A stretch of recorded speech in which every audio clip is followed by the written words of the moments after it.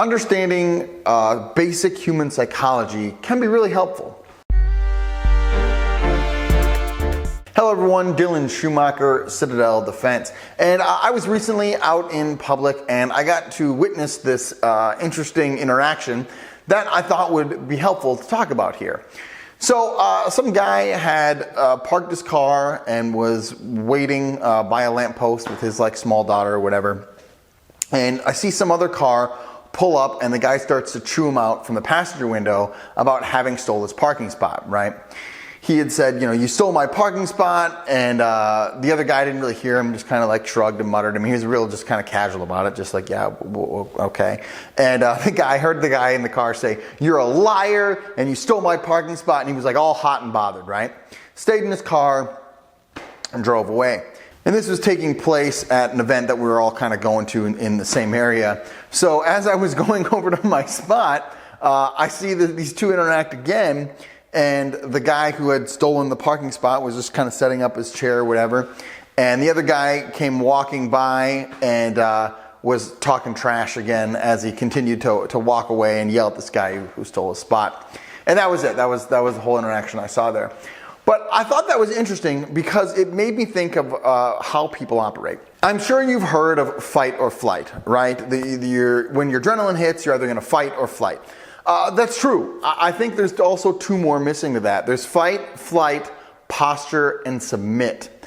Posture meaning, I'm big, I'm tough, don't mess with me because it's dangerous for you to do that. You of course see that in the wild a lot, with animals and birds puffing out their feathers, right, and trying to be intimidating, right?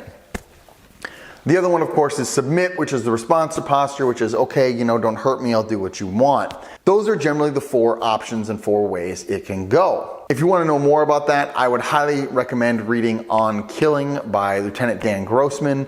He talks more about that concept there, and that's where I first heard it. And as far as I know, he's kind of the one who talks about that concept a lot. I think it's super helpful.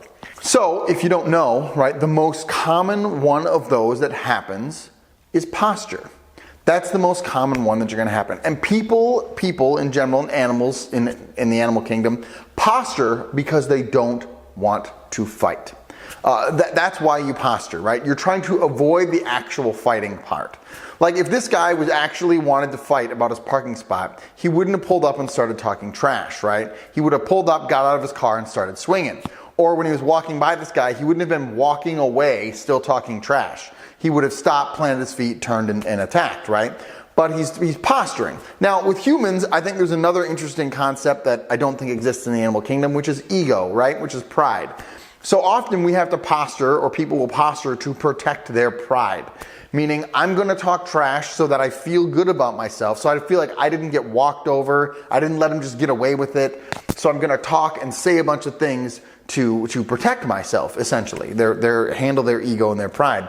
Now, we all know that can lead to stupid things, right? Because you're going to get all puffed up and prideful, then they're going to get all puffed up and prideful, and then you're both going to work yourselves into a fight, even though neither one of you wants to be there. But you've worked it up and you can't back down now, otherwise your pride or ego will be damaged. So you have to fight, right? So you can work yourself into really stupid situations that you should have never gotten yourself worked into. But I thought this case was interesting because it was a very good demonstration of the posture ego thing, where this guy who was upset about his parking spot, rightly or wrongly, whatever, don't know, right?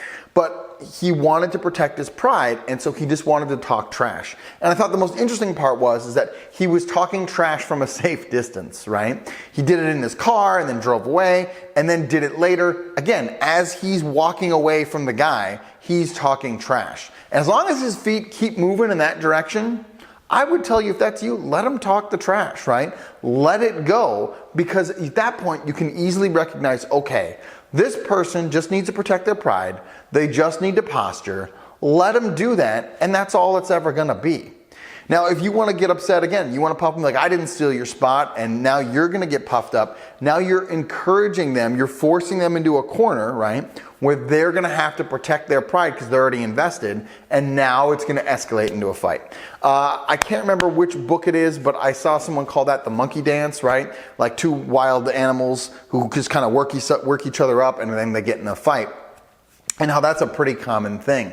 If I can remember the name of the author that I read that from, I will drop it in the description, but I can't remember right now. So the point being, understanding just some basic human psychology about the fight, flight, posture, and submit, and being able to recognize that in the wild when you're out and about in life can save you from a lot of stupid situations. Because again, if you see someone posturing and then your instinct is to posture in return, well then either one of you is going to submit and you're going to lose the pride battle, right? And then your ego will be shamed. Or no one will submit and you'll work yourselves up into a fight. Right? Those are really the two main ways that it's going to go. So if you've never thought about that or never considered that, I hope this is a little helpful piece of information to kind of base some new thinking off of and let people posture all they want in order to avoid the fight. That's probably not worth it anyway. In general, when people posture over things, it's pretty stupid, right? If someone breaks into my house at 2 a.m. to threaten my life, my family's life, there's not a lot of posture going on at that point, right? We're skipping straight to the fight part because this is really important. But over a parking spot, people need to posture to protect their pride because it's not that important and they don't actually want to get in a fight over it. So I hope that's helpful. I hope that gives you some context for humans and how we operate. Do brave deeds and endure.